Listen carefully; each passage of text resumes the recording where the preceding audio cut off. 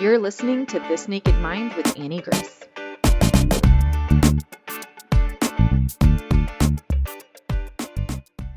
Hi, this is Annie Grace, and welcome to This Naked Mind podcast. I'm here with Jessica. Welcome, Jessica. How are you? Hi, Annie. Good. How are you? Really good. So why don't you kind of take us back to the beginning? Where did it all start for you in your relationship with alcohol? So, where did it all start? Pretty much college. I mean, I was a party girl. I was the girl that I never drank in high school. But when I went to college, I kind of let loose and I was like the girl that if you were hanging out with me, we were getting drunk. I could drink the guys under the table and just never had a hangover. When I left college, I mean, you're kind of like normal drinking, going out on the weekend, so on and so forth. But in 2018, I really hit a point where I had changed careers a little bit. I was working at a gym, and I was kind of just always tired. And one of my really good friends had unfortunately had just passed away, and I was just starting to really question my relationship with alcohol, because it just seemed like the last several years, like I look back on my life and I'm like, geez, every weekend I have drank, except for when I was pregnant. And that's a problem. And I was 38 at the time. So I was just like, You're not an adult. What are you doing?" And every weekend was just, starting with, Friday hit and I couldn't wait to start drinking. And sometimes my weekend started on Wednesday night. Sometimes it was whenever I felt like, oh, I wasn't working or teaching until later, I'm going to go ahead and have a drink tonight. So basically, my relationship with alcohol really began at 18, 19, going off to college and letting loose, breaking free from the chains of living under my mom's roof.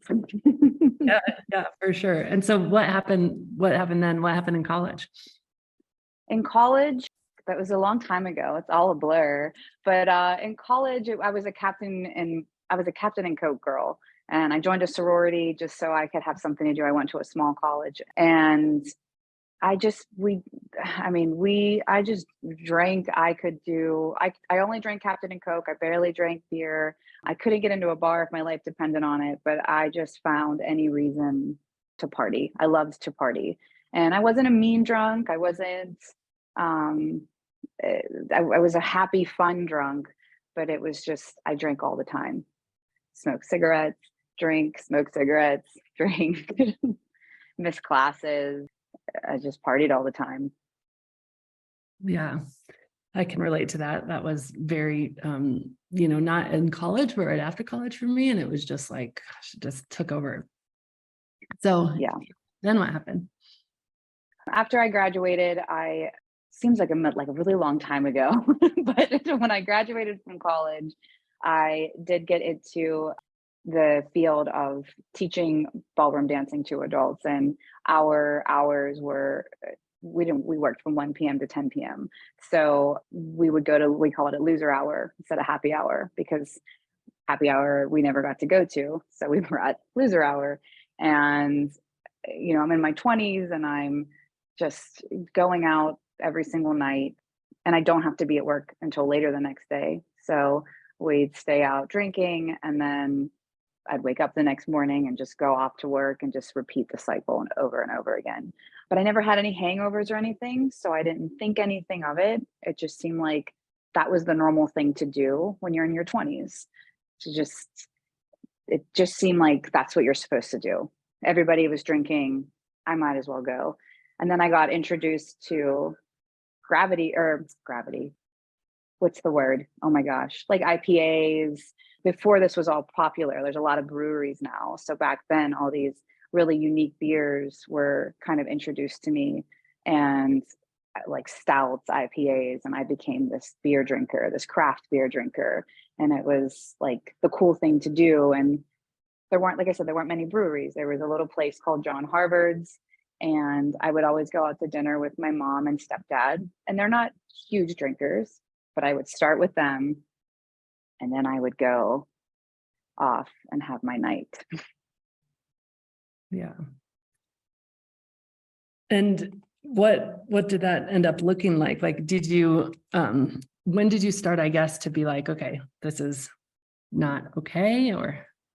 When it was not until, so this was early 2000s. I mean, so not until 2018. So I'm 43 now. So at 38 is when I really started to question a lot of things.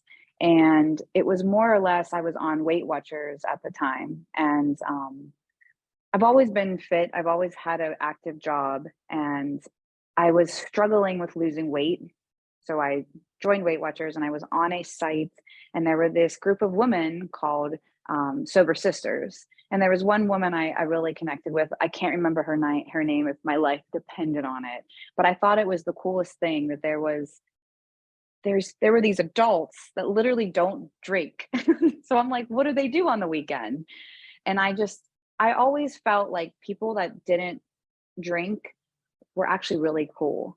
And even though in my mind, like when I was drunk, I was probably, I know I thought a lot like, oh, I can't trust them, but I was secretly jealous that somebody could seriously hang out with a group of friends and not feel inclined to get drunk. So 2018, I was on Weight Watchers. There was the Sober Sisters, and like this one girl actually recommended the alcohol experiment. And I immediately went on Amazon and I bought This Naked Mind and the 30-day alcohol experiment. And I did, I think, 41 days, but I didn't read This Naked Mind. But that was the first time I did multiple, days in a row of no alcohol. And I lost weight on top of that. And then that didn't last long. And yeah, what happened?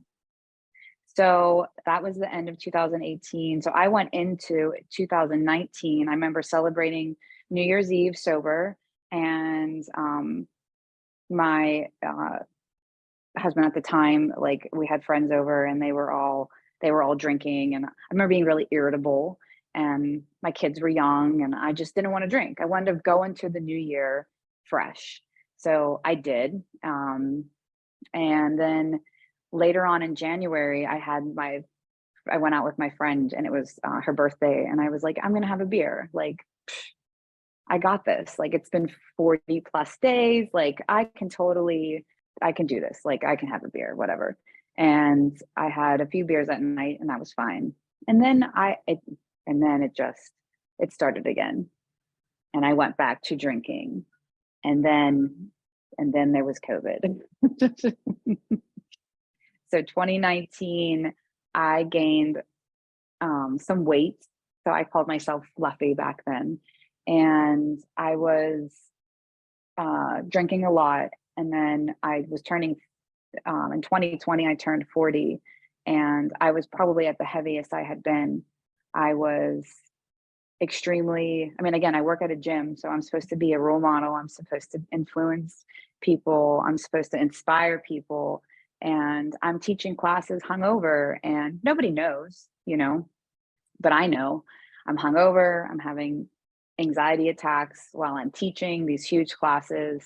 And I find myself thinking, like, what is going on? Like, why am I doing this to myself?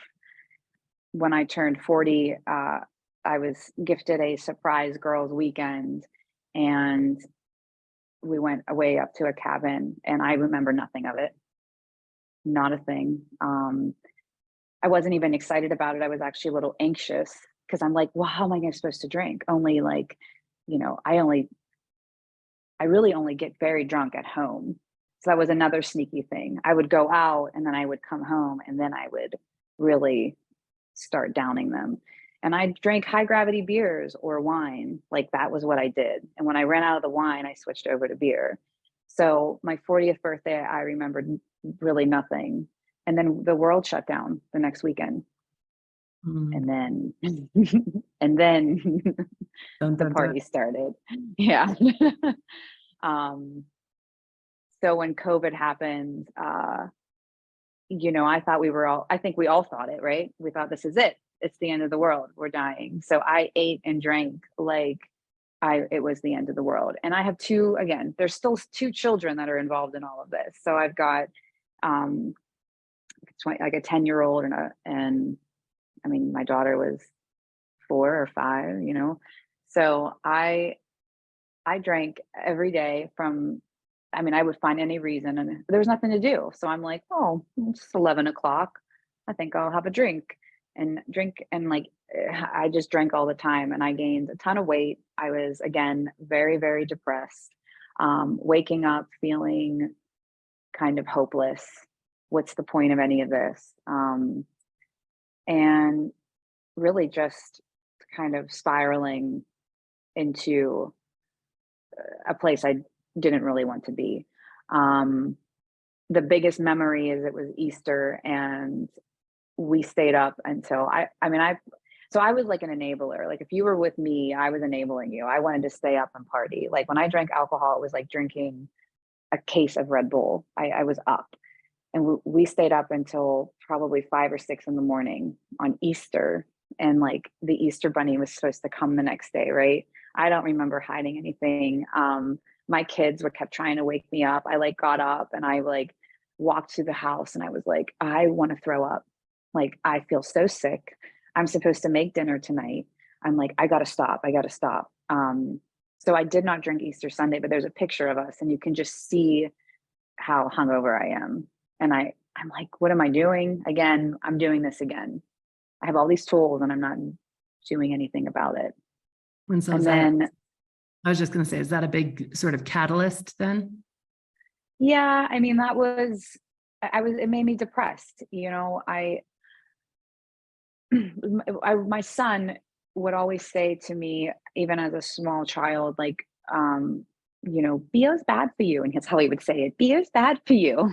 And where he developed that from, I don't know. He just always said it was bad. And so like, for me as an adult, I would be like, oh, they're little. They don't know what's going on. You know what I mean? But knowing, again, I hadn't read This Naked Mind yet. All I had done was the alcohol experiment. And just knowing that like, they're not that stupid, you know, like they know mommy's not really all there. And I'm sure I stink. And even though I think I'm fun, I'm actually a little more short with what they want to do. So that was kind of like, and then Easter, like, I mean, my gosh, to wake up on Easter and literally let them do their little Easter egg hunt during a pandemic and then just crawling back in bed, feeling depressed was the beginning, but it sure wasn't the end. I mean, I didn't start not drinking again for another, year and a half. You know, the world opened back up. I know before the world opened back up, I brought out your book again and did the every day. And then I lost a little bit of weight. Gym reopens and something irritated me and I went right back to drinking again. And then I was like, oh, you know what? It's a year later. Easter's coming up. I'll give it up for Lent. That'll get me through. And it didn't. And I remember being away for Easter and I downloaded the app. I think the app was kind of new maybe. And I went on there and I was reading people's stories and I got frustrated. And I was like, whatever, this is crazy. Like, I can't do this. And I never came back on again until October 30th of 2021 was like that was the big eye opener. And that's when things really started to change. But between 2020 and 2021, I don't have any specific story. There was the Easter, there was the 2 Easters in a row. But I just remember being so extremely insecure, very irritable, thought I had depression, thought I had all this anxiety, and felt I just felt not like how I feel now, which is down the road. We'll get to that. So yeah, so this October date is kind of coming up. Yeah, so you say it in your book a lot. We start to make rules, right? So I had lots of rules. I even had reminders on my phone when I was drinking that would alert me at 8 o'clock. That would say, you're probably too drunk and you should stop now, or go to bed, and it wouldn't matter. So on October 30th, we went to a friend's house and I was like, I'm going to bring a 4-pack. This is my rule. I'm going to drink my 4 beers and I'm going to get buzzed and I'll be good. So I drank my 4 beers and then I kept drinking their beers. And again, these are not Miller Lights. These are high gravity IPA beers. Like, and I drink them like they're sparkling water. And I don't remember leaving my friend's house. My kids, I remember my kids keep saying like, can we go? Can we go? Their dad drove home. We had just moved to a new neighborhood as well. And the next morning, it was Halloween morning, and again, another holiday. And I woke up and I thought, holy God, what if I would have been the one driving? Like, I don't even remember driving home. And I didn't drive though. Like, what if I would have been driving though? Like, what if I would I have been that stupid to get in my car with my 2 young kids and drive a dark road to go home? And right then and there, I was like, I'm done. So I had my last beer that year on October 31st, and November 1st, I reopened the app. I took out this Naked Mind book. I took out the alcohol experiment, but I went on the app and I did the lessons every single day. And I got to about 52 days. And then it starts again. So, but I felt great. I was losing weight. I was feeling great, but I will say I was struggling because that first weekend, I remember being in my basement and The Outsiders was on, and I watched The Outsiders. I bought myself non-alcoholic IPAs, and I remember doing laundry, and I thought to myself, like, holy, like, are we allowed to swear on this? I was like, holy shit. I literally I think I'm addicted to drinking. I don't wake up and do a shot, but like, I'm addicted to drinking on the weekends. I have created a really, really bad habit, and that scared me.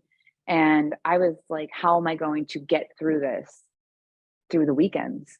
So I had to always plan ahead, and I had to always remember my whys, and I had to always make sure I was on this community. I think I wrote something every single day. I had to get through what I didn't realize I was feeling. And it was hard, like Friday nights, but Saturday mornings, it was always worth it. And then Saturday night, it was like, oh God, here we go again. And then, but Sunday morning, it was always worth it. I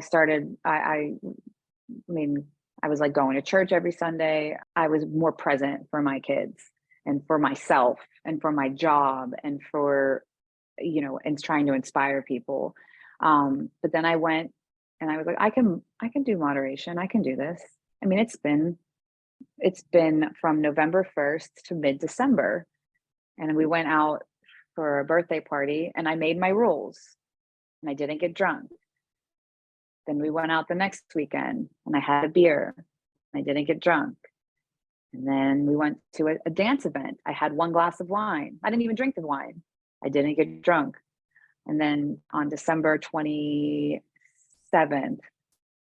right, 26th, I had my dad over for our Christmas celebration. And I think I drank like 2 bottles of wine and got hammered and woke up December 27th. And I said, that was the last time I drank, was December 26th of 2021. Wow, congratulations. It's been a while. It has been a while. And there's been a lot of stuff that's happened from December 26th till today.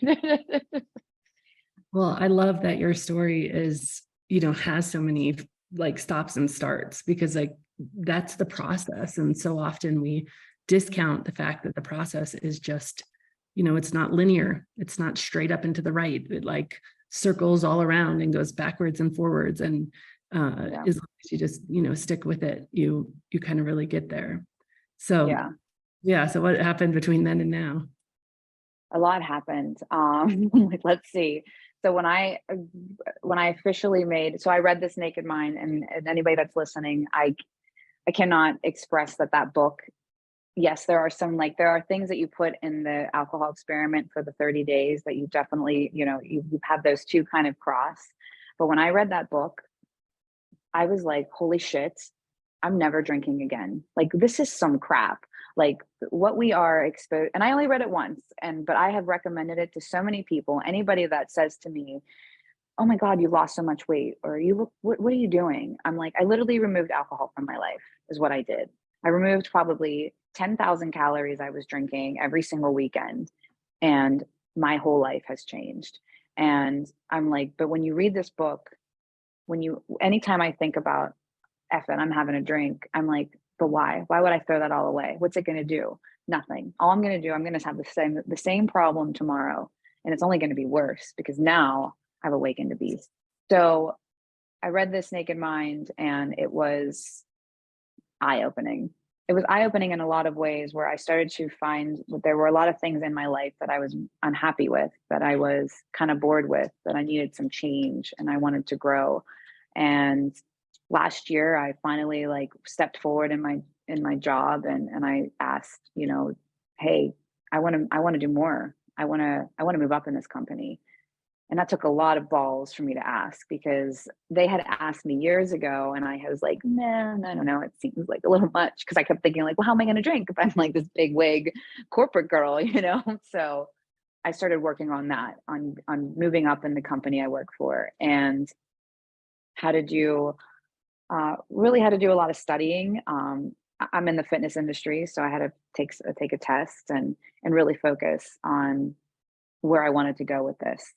With that, I did my first trip by myself. I drove to the other side of Pennsylvania, and it was a 6-hour drive alone, something I haven't done probably ever in my life.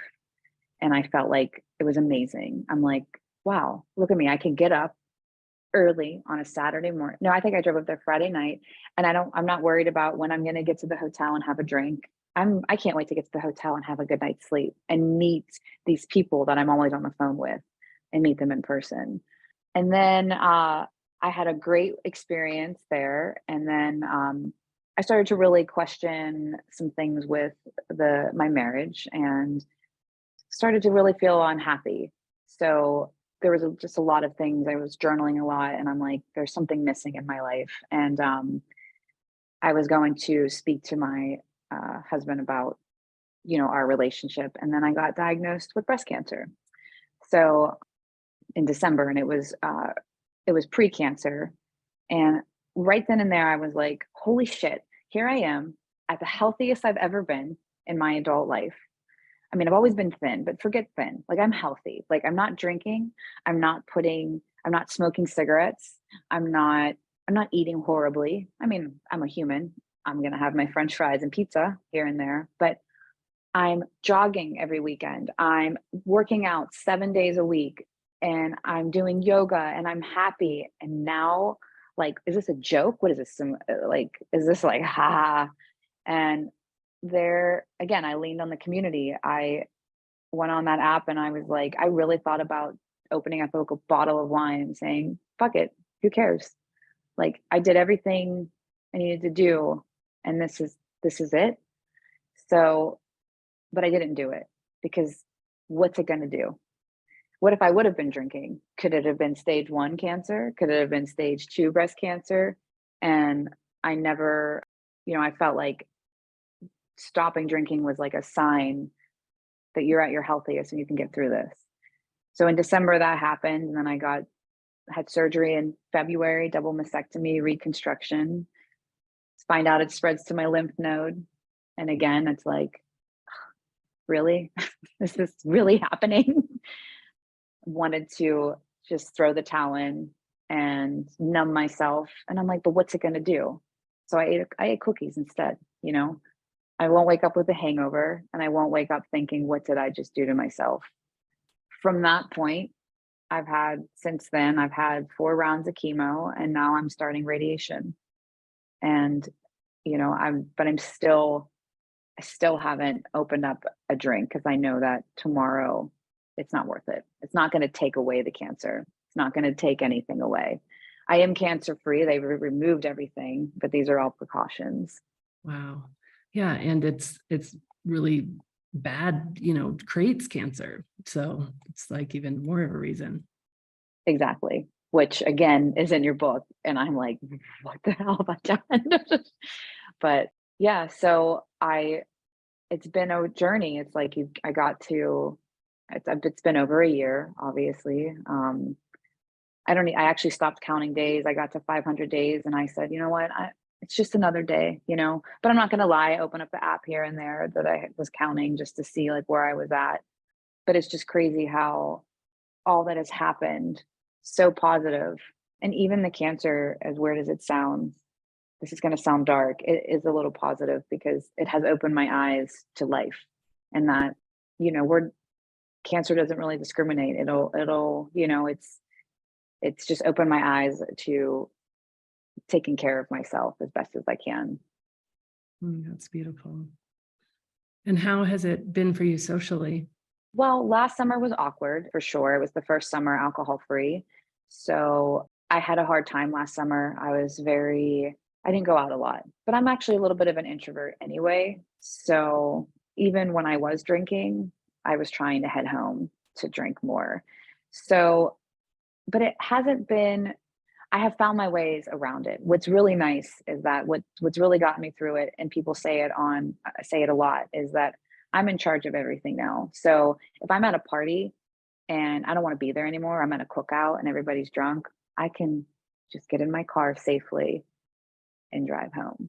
I find myself, there's, like I said, last summer I was around a few situations where people were drunk and I was a little annoyed, and then I felt like snobby, and then I start to question myself, like, was I like this when I was drunk? Like, was I this annoying? I noticed things, people repeating themselves, telling me the same story again.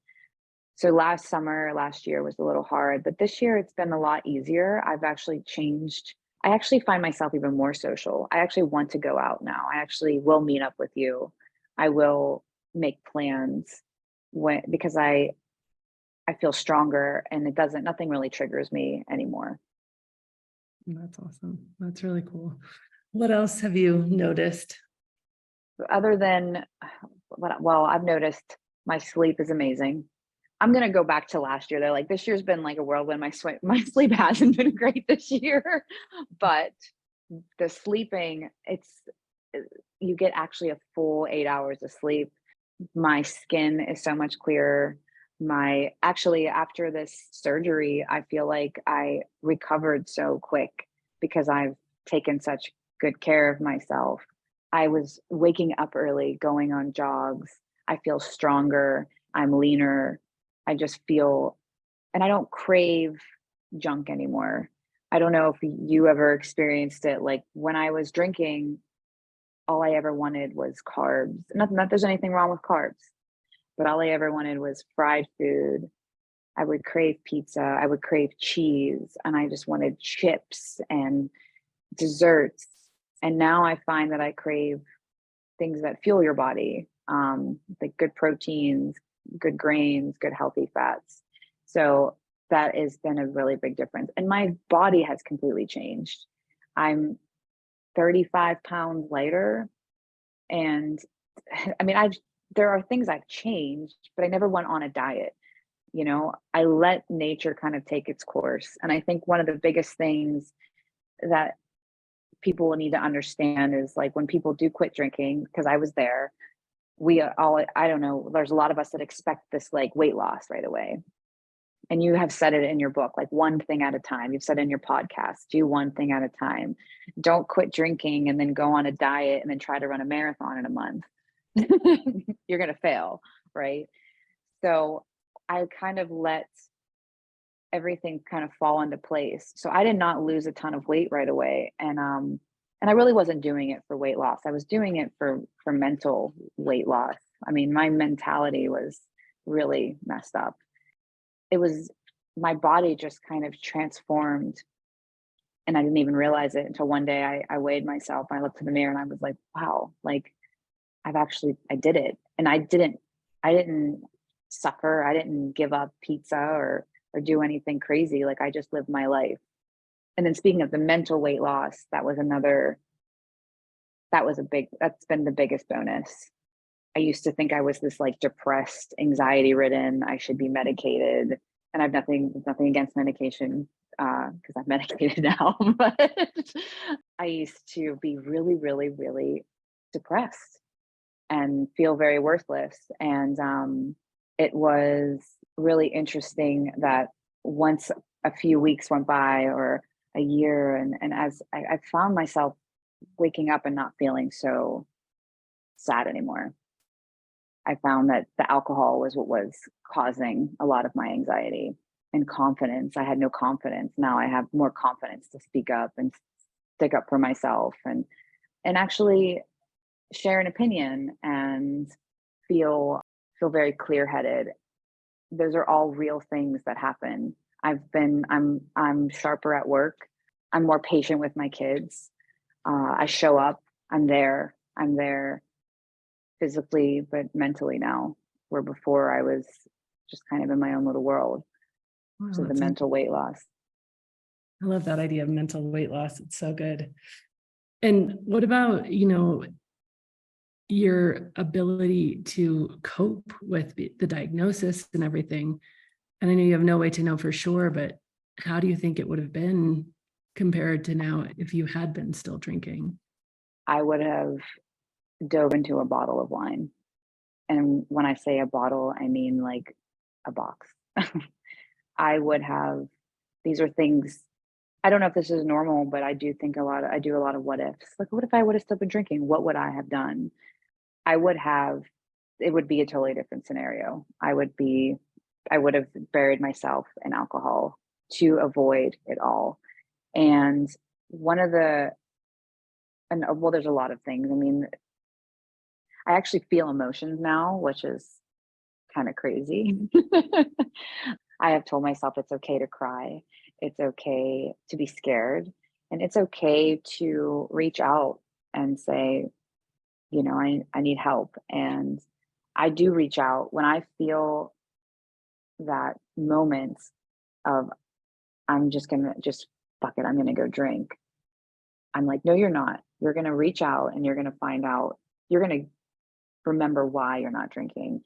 So if I would have been where I was at back in 2021 with this diagnosis, I'd be drunk right now. That's what it'd be. Because today would have been radiation too. And I would have been like, well, I don't have to get radiated tomorrow, so I'm going to drink tonight. And then I wouldn't have drank the next night because, I have to get up really early. And I would have found any excuse to drink to avoid what was going on.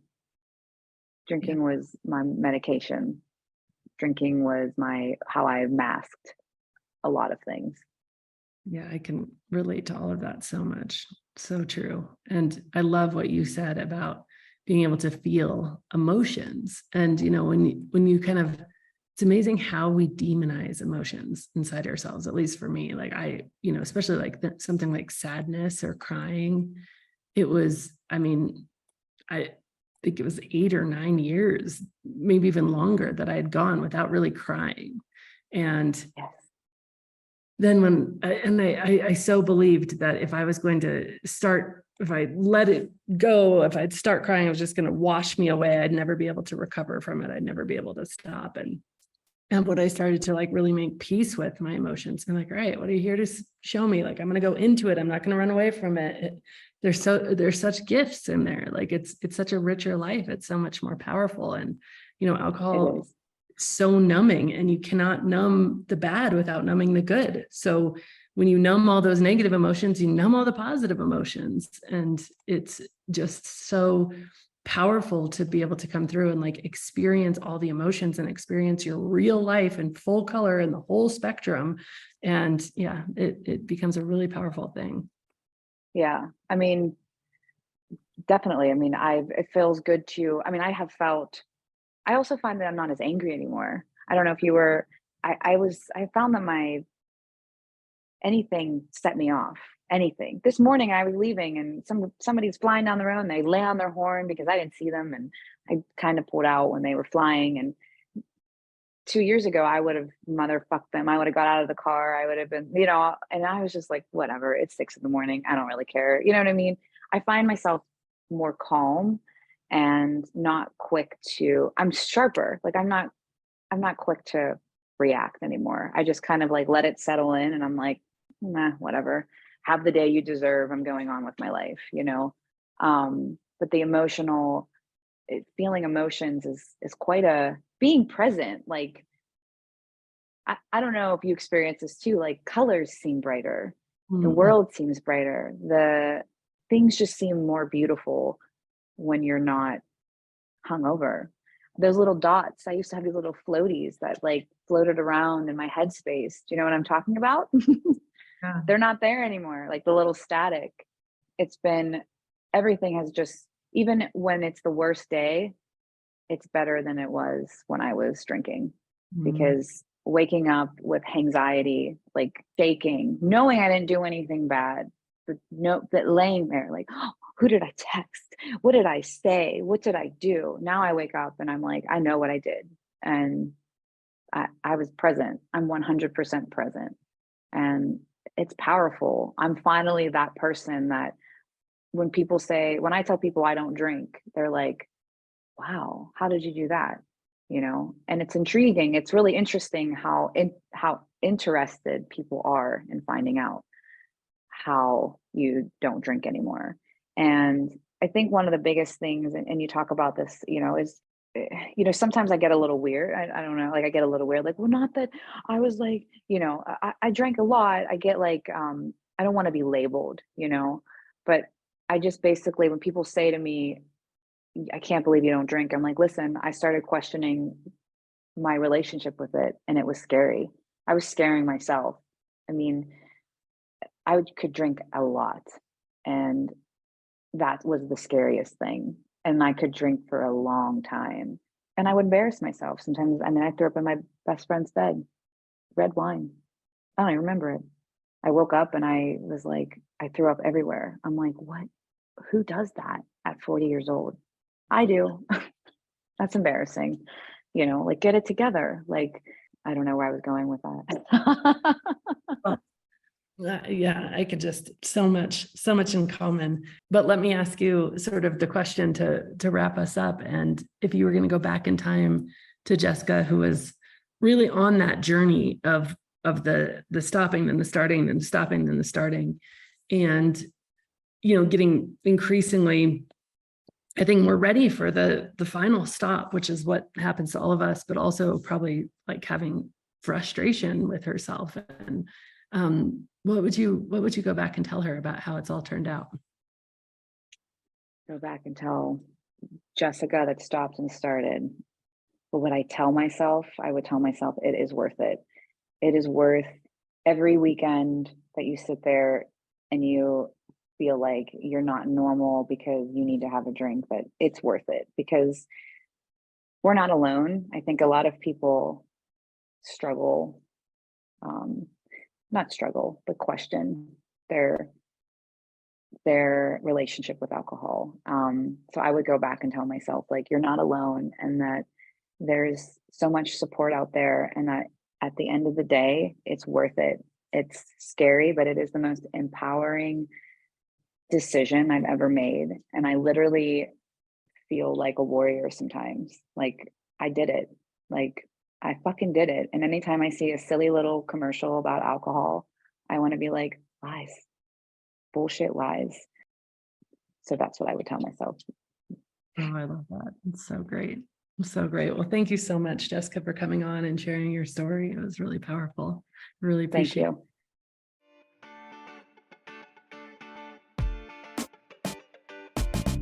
Thank you so much for listening to this episode. If you're ready to see how This Naked Mind can help you on your personal health and wellness journey and want to learn more, go to thisnakedmindpodcast.com to learn what your next best step is.